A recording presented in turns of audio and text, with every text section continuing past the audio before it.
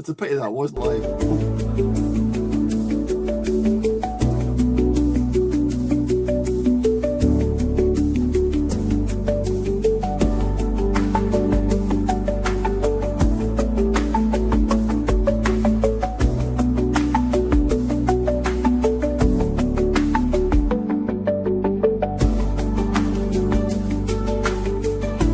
A Scottish Football Zone special following Scotland in World Cup qualifying.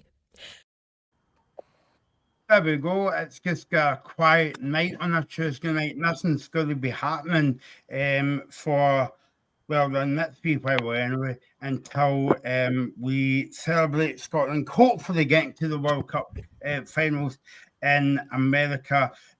Joined tonight by Alastair, Ethan and Graham. By the way, before a couple months late, I apologise because I was doing the opening link so well and then I forgot to play it live. So it was the best build up in history of my media career, and I just came crashing down in front of me, but never mind. So I'm not going to do the ramble that I done 60 seconds ago because I can't remember what I said. So anyway, before we get the guys' comments on the game tonight, let's go to Ethan because he's got the team news for the big game against Scotland and Denmark at Hampden. Yes, I have. Steve Clarke makes 2 changes to the starting 11 from Saturday night's defeat in Greece. It'll be Craig Gordon and goals, a back 4 of Andrew Robertson, who makes his 90th cap for Scotland. Scott McKenna comes in for Grant Hanley alongside John Souttar and Aaron Hickey, make up the back 4. The midfield is made up of Ben Gannon-Doak, John McGinn, Lewis Ferguson, Ryan Christie and Scott McTominay, with the other change being Shea Adams dropping out for Lyndon Dykes. So 2 big changes. One you could maybe see coming with Grant Hanley coming in, Grant Hanley coming out, for Scott McKenna, but the Lyndon Dykes favoured over Shea Adams and Lawrence Shanklin's a big call from Steve Clarke, and hopefully it pays off.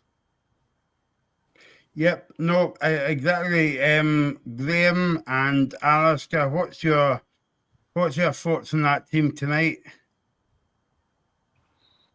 On you go, Graham.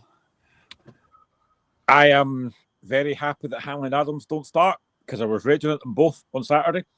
I kind of hope we might go 4-4-2 with Dykes and Shanklin up front, but I actually don't mind it. It's a decent lineup. Probably the rest of the team I kind of expected. Disappointed Billy Gilmore's not fit because he would have started if he was. But apart from that, I've no problem with it. We just have to go out there and perform a lot better than we did on Saturday because that first half an hour or so were so poor. And but for Gordon, that's 4 or 5. Tonight is such a big night. We have to be at it right for the start. I hope we will be, but I just hope that if we are losing, that we don't bring Shanklin over like 5 minutes to go. If you need a goal, bring him on earlier, but I guarantee that Adams comes on in front of him. But apart from that, I don't mind it. I'm happy with the changes, and hopefully we can get the job done. I think you've just said everything I was going to say, to be honest. Quite happy with the changes. Adams and Hanley, no thank you. I think Dykes is hopefully an improvement. The reality is, and over the many years we've been talking about this, we haven't got great strikers nowadays. That's the truth. It doesn't matter. We've got really, really good midfield who've been weighing in with goals. I think the defence, it's everything you said, Graham. It's got to be right from the start. It's not going to be, if this shows a metaphor for it with the actual going live completely cocked up, then we're not going to get off to a good start, and we'll be 1 down in the first couple of minutes. But the other reality is that Denmark are the favourites. So I think, it's easy to get caught up. I saw one on your post earlier on, Graham, and you said, you feel intense yet, I thought it was an advert for sort of painkillers or something, tense, nervous, headache. Yeah, absolutely. That's exactly where I am.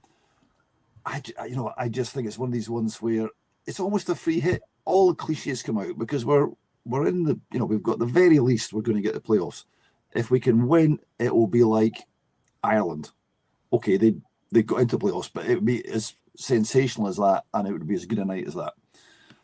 But the word hopefully has been used an awful lot, and I think hopefully is possibly the most overused and most apt word in Scottish international football history. We travel, hopefully. Yeah, I agree with Alistair. I think it is a lot of hopefully being thrown about tonight, and hopefully Scotland doesn't like the start to the show because although we do have the second chance of the playoffs, I would much rather just get it over and done with tonight, because I think 2 rounds of playoffs is going to be very tricky.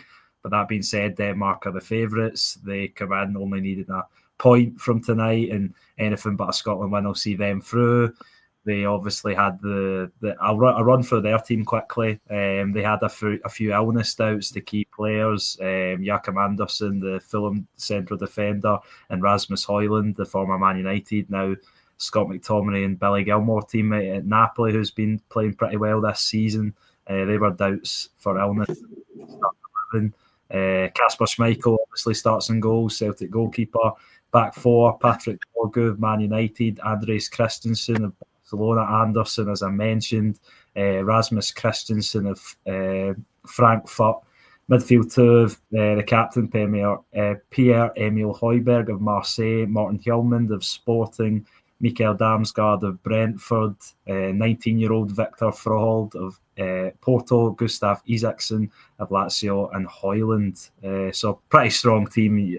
I'm sure you've heard some of the clubs I read out there. So they're no mugs, and although the result the other night was surprising and probably gives Scotland maybe the extra bit of confidence that you need after losing to Greece, it's still going to be a massive challenge for the players tonight. I'm just hoping they play well, because I think for most of this campaign they haven't, and maybe got away with it. Well, they have got away with it on every occasion when it's came to results, and even when they didn't manage to get result the other night, things fall in their favour, and you just hope that continues tonight. And I'll take anything as long as it means Scotland going through, because I think everyone's got to that stage. You're a Scotland fan tonight.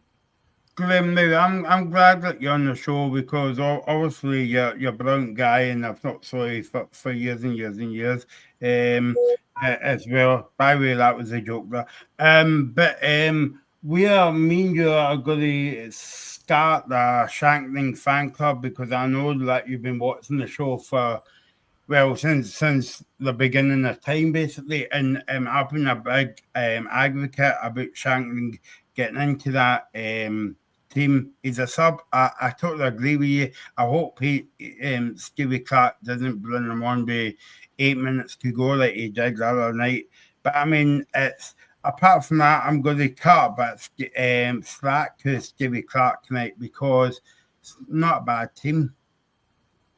I don't mind the starting lineup. I think it's pretty much what I was hoping for, apart from obviously the strikers. I'd have liked to go on 2 up front. That's my only thing, because you need to win the game. I'd have liked to go on 2 up front. And the first game he had against Denmark, he did play 2 up front. He played Adams and Dykes. And then I think he played 1 more against Belarus. But I'd have liked to go on a bit more adventurous and going 2 up front. But you know what? It is what it is. But I personally, if you're looking for a natural goal scorer, and again, we always go back to the fact you have to pick players that are on form. Lawrence Shankland's the top scorer in Scotland. He's a natural goal scorer. I've always said that as much as Adams might go out running about, he's not a natural finisher. He's got 11 goals for Scotland, and only one of those was against a big team like Denmark. Everything else has been against Belarus or Liechtenstein or Gibraltar. He's not a natural finisher, and you saw that on Saturday. He missed 3 or 4 big chances that if that's Lawrence Shankland, he would have taken them. And then I think as well on Saturday, when you need a goal, you're 3-1 down, your first 2 changes are defensive changes, and you don't bring on Dykes and Shankland till the 81st minute and George Hurst till the 86th minute. You can't do that tonight. If you're chasing the game, you've got to make those subs early to give you a chance. But obviously, I'm a massive Lawrence Shankland fan. Of course I am. Last season, he was poor. I understood why he wasn't maybe in the squad as much as he should be. But this season, if you're looking for a guy that's on form and a natural finisher, I think Shankland should have started potentially up front with Lyndon Dykes. But I don't mind the team. It's fine. Just please don't bring him on with 2 minutes to go when it could be hopeless by then. Even get it working in our favour that Denmark has got a wee bug in the camp, but also for Denmark has been to Hampden for the past 3 internationals, and basically they've won a big fat 0. So do you think that will go in our favour tonight?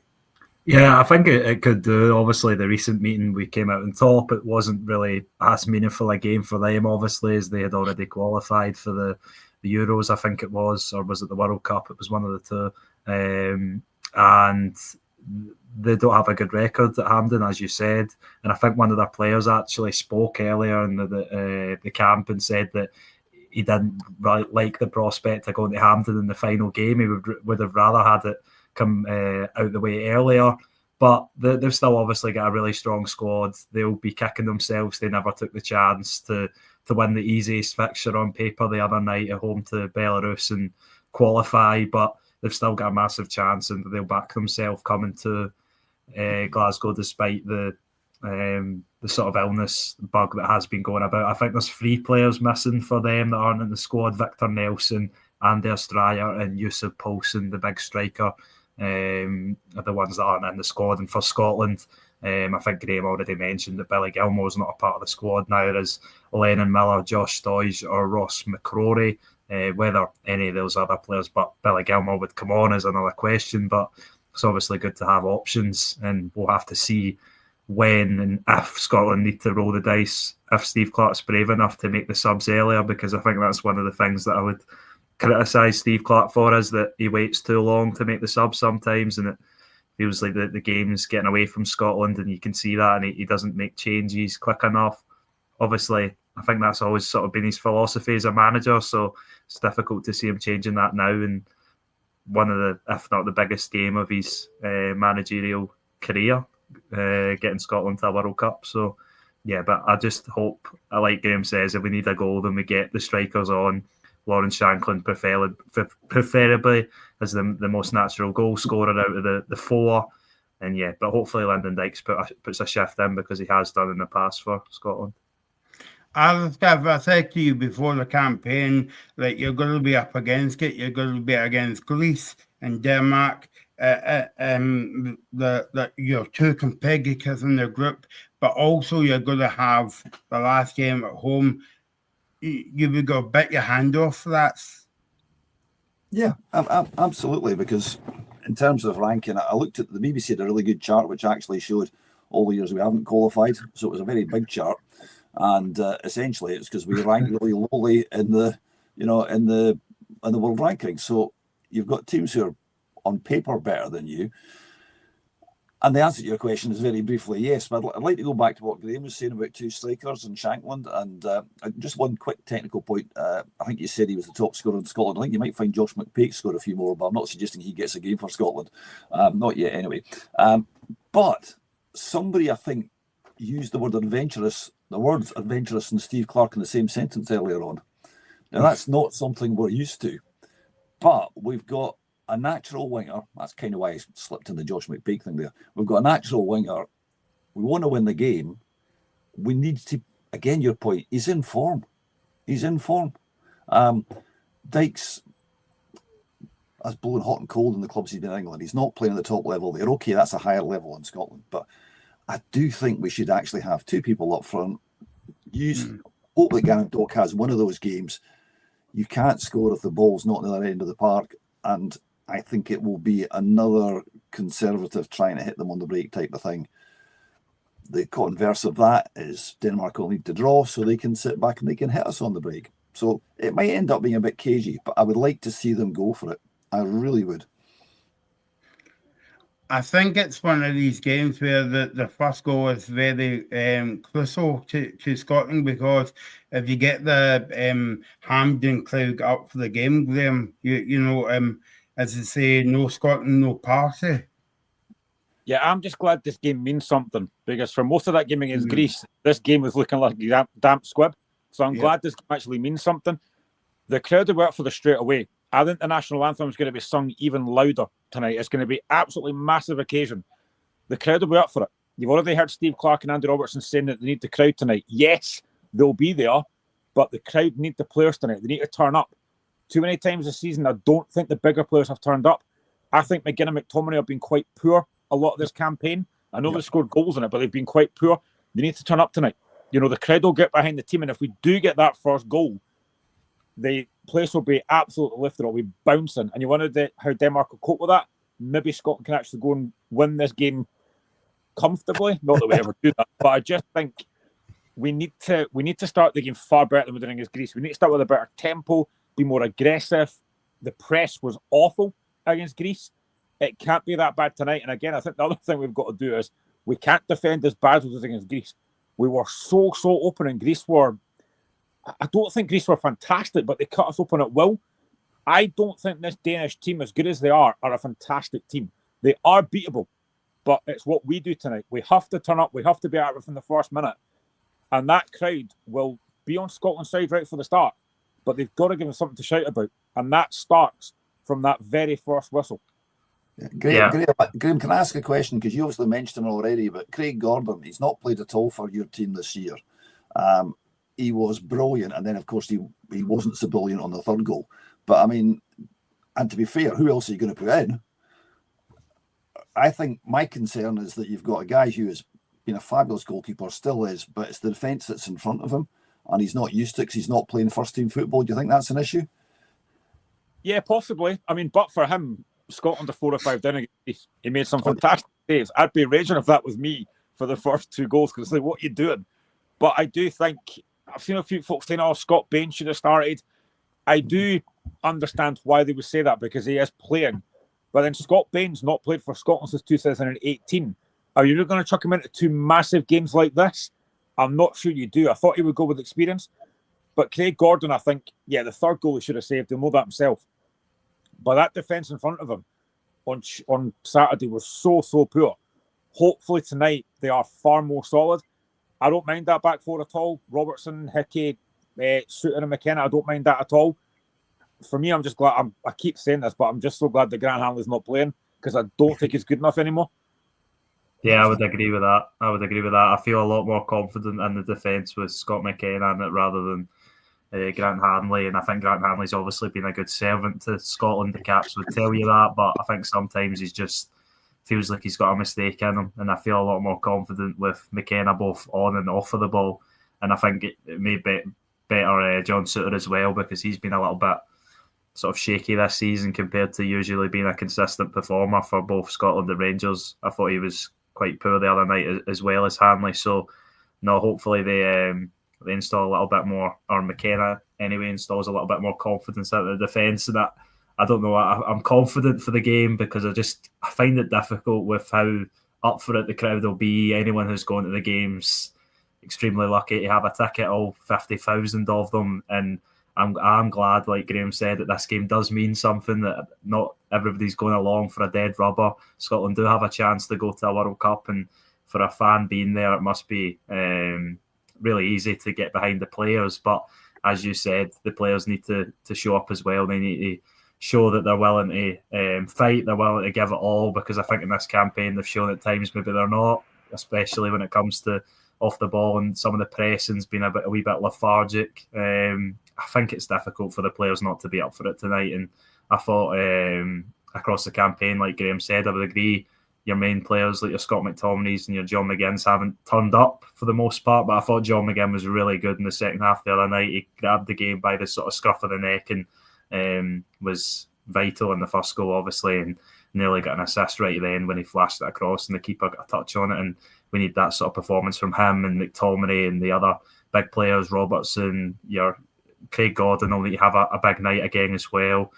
And if the players turn up and play at their best, then I think we'll have a really good chance. But I don't think we've seen that enough from Scotland this campaign, and that's maybe where the nerves come in, without obviously the magnitude of the game in itself.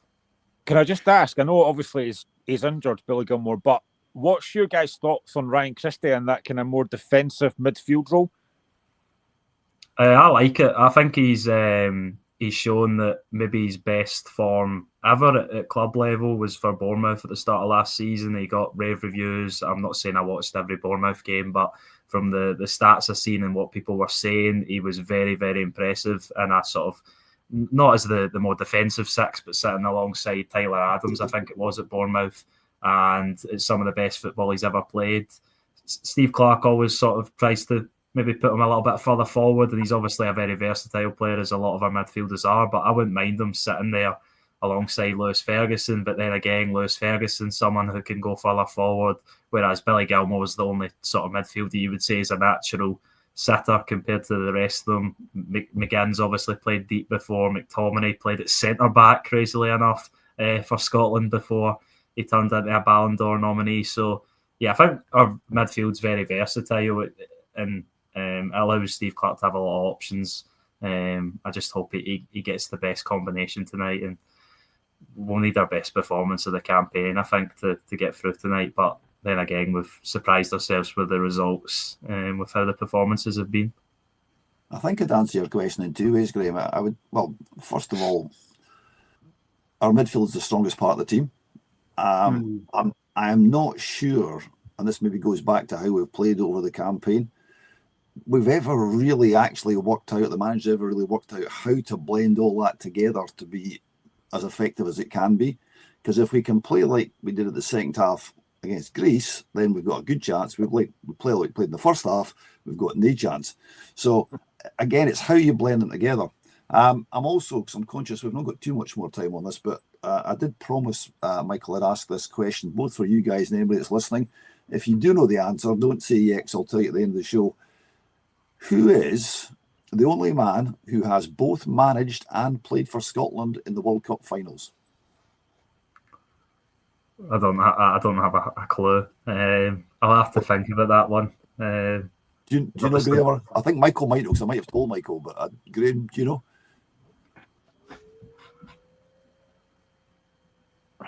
I've got a name in my head, but I don't know if it is him.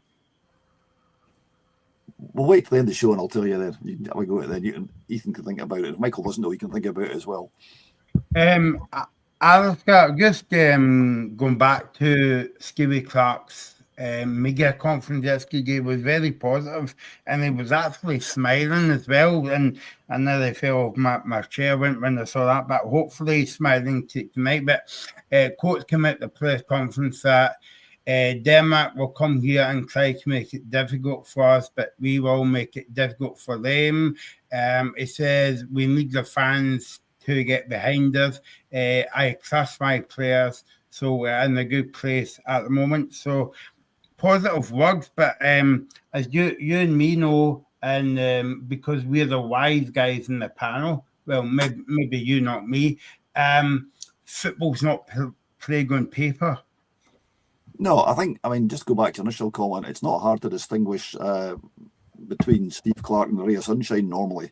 So the fact that he smiled was quite out of character. He's very good with the media. I think I don't know if you heard Tom English on the radio at the weekend, and he was saying how basically he was stonewalled all the time. But in private, he's obviously dry and sharp, and he's obviously a really, really experienced guy. I'm not sure you can take anything out of press conferences. They're there for the media. They're there to create a facade.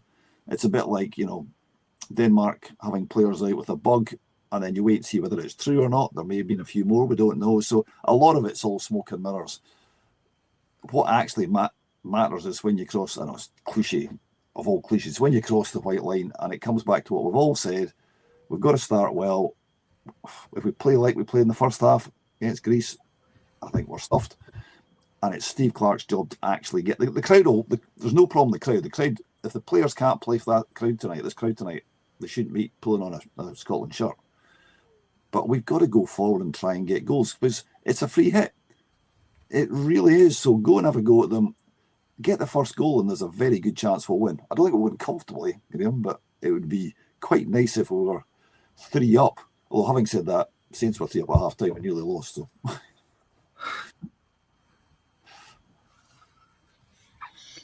Yeah, no, definitely.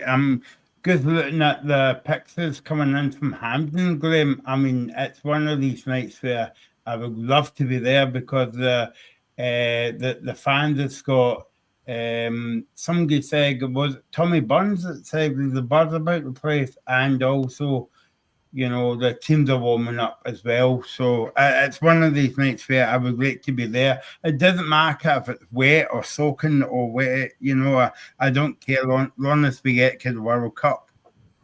Yeah, exactly, man. This is such a massive occasion for Scotland and the fans. I've been pretty much nervous all day. I've had that anticipation, the excitement, the nerves, just about everything I could possibly have. It's just such a massive, massive game. Getting to the Euros, yes, is massive, but the World Cup is so much bigger. I mean, I think the figures there's 48 teams at this World Cup. We'll be the only team that doesn't actually make it. We've made it easier for folk to qualify. We still won't make it. But honestly, I'm buzzing. I would, like you, I'd love to be there. I think it'll be an incredible atmosphere.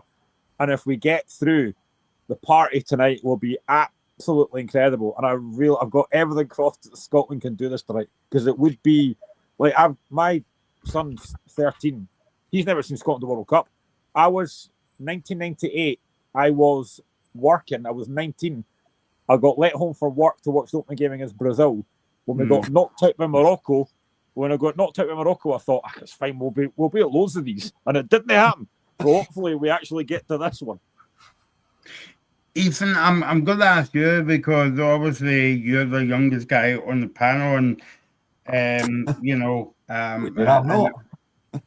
Well, yeah, and I'm the youngest compared to Alistair and Graham, and I'll leave that one there. But how does your pals and see Scotland? Because obviously we talk about the next generation going to the World Cup. Does it inspire people to get behind Scotland, or if they haven't followed football, trying to get into to football younger? Yeah, I think possibly. I've always been one that, despite for most of my lifetime Scotland being rubbish, I've always supported them. I don't see any reason why not to get behind your nation and wow them on. And I think you've got to be there for the lows of football to really enjoy the highs like we could have tonight. And it was great getting to those two championships. Obviously, unfortunate how they played out, especially with the first one being during COVID and the 3 home games being in, well, 2 in Scotland and 1 in obviously at Wembley. But with the experience in Germany was excellent, and getting to a World Cup will be a whole nother story. And in terms of my friends, I'm noticing more of them getting sort of behind Scotland as the campaign goes on, and I think you could call that glory hunters. But no, I think there is people that have not really backed the national team that are sort of coming out of the closet to get behind them for this game. And obviously, if that's what you want to do, then that's what you want to do. But hopefully everyone gets behind the team in the stadium, certainly, and can will them on to a win, because it would be excellent for the country and excellent for Scottish sports as well. Just give us a team again, if people's just joining us. And where have you been? By the way, you missed me messing up. Alistair was trying to not laugh, but I was kind of laughing as well. Graham, basically what I did was I done a whole big introduction about the game, and I forgot to go live. That's how excited I was having you on the show tonight, mate, as well. But yeah, if you can give us a team again, Ethan. Yep. So Steve Clarke's made 2 changes to the starting 11. It's 42-year-old Craig Gordon in goals again. Andrew Robertson captains the side at left back, making his 90th appearance. Scott McKenna comes in, a partner. John Suter as Grant Hanley drops out the starting 11. Aaron Hickey's in again at right back to make up the back 4. And then the midfield is made up of Ben Gannon-Doak, Ryan Christie, Lewis Ferguson, John McGinn, Scott McTominay, and the other big change is that Lyndon Dykes comes in for Shea Adams. Lyndon Dykes prepared over both Adams and Lawrence Shankland and George Hurst as well. But I think the real debate came whether it was going to be Lyndon Dykes or Shankland or both of them or Adams and one or the other. But that's the Scotland lineup, which will start the game, and hopefully Steve Clarke will use his subs to the team's advantage, and we can do enough to get past Denmark, or we will do enough to get past Denmark, and some positive thinking. And Alistair will reveal the answer before we go off air. I don't know if you want to remind people again, Alistair, Yeah, very simple. Who is the only man who has played for Scotland and managed Scotland at the World Cup finals? There you go. I'll give you the only clue I'll give you. It's not particularly recent. No. Can I hazard a guess? Right. You've told me, but it's one of these ones where I can't remember. If I've told you, then you'll know. So. Yeah, but I forgot for I had for my dinner, and I only had it about 10 minutes ago. Was it? Did he play for a team in Edinburgh? He did. That's all we'll say just now. Then Okay. I think I've got it. Okay, that's cool. My memory is getting better. As well. By the way, before we talk more about the game tonight, like to promote this, we're doing a show on Thursday night, 6 o'clock. It's Half Football World, and we have got a female presenter on talking about the football, women's football, and we're hoping to do that every month. So tune in. Subscribe to the Scottish Football Zone because we'll be on. Kickoff is at 6 o'clock on Thursday night for that one as well. So Half Football World on Thursday night. Graham, I mean, it's getting exciting now. It's only about 20 minutes away till kickoff. I mean, I've changed my pants about 3 times today. To be fair. And I don't know what I'll do if we actually win this game tonight. I mean, my wife might have to go out, to be fair. But no, I'm genuinely, I can't wait. I just cannot wait. It's games like this that you look forward to. As much as a lot of folk are club over country, which I do get, when it does come to Scotland, the games like this, I'm buzzing for it. It's a World Cup. What an opportunity for us here to get to it just sounds mental that it's our first World Cup since 1998 if we qualify. It's mental to think that. But I just can't wait. I am so excited for it, but also it is that nervousness. But I'm just glad. I mean, I think you kind of mentioned Tatalis earlier. I think I said this before as well. I think at the start of the campaign, if you've been offered the chance to take it to the final game at home, I think you'd have taken it. And this is a big opportunity for us here. What an opportunity. We've got to take it. We had that reprieve on Saturday with Belarus doing us a favour. We've now got to take that. Yes, we've not been particularly fantastic so far. Maybe this might be the game that everything goes right for us and we turn up. I hope so, but I don't care how we do it. Just win. Please just win. It's quite weird. I was building up to a cup final without a cup, but it is that kind of feeling, Well, it is. I mean, first of all, I need to say that I'm obviously going to go and invest in Marks and Spencer shares if Graham's getting to underpants at that rate or not. But you're talking. I mean, Graham mentioned this before. I mean, the 1998 World Cup. I remember we opened our boardroom up and invited clients in, and we had enough booze to float the Titanic. And I can remember to this day the kickoff and the excitement about it. Sorry, Ethan, this is something which won't mean anything to you, right? I can also remember, at the risk of sounding like I'm really, really old, I can remember very clearly 1974 and a dog going on the pitch and barking. And the dogs again. They can't wait. Yeah. And actually, the excitement of that, it was just phenomenal. And with the greatest respect, the current guys who are turning up tonight, we're a slightly better team in those days, to put it mildly. And we still managed to make a mess of it. But that's Scotland.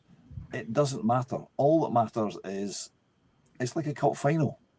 You turn up, you've got to go for it. Yes, you've got to be careful and not lose. All the cliches come out every single time. It's dead simple. If we don't attack, we won't score goals. If we score goals, if we score the first goal, I've said it before, I think we've got a good chance of winning this. And then Graham can go out, and I suspect the pubs will possibly be having lock-ins over large parts of Scotland, and I'll also be buying shares in Tennent's Lager and Bell's Whiskey. There you go.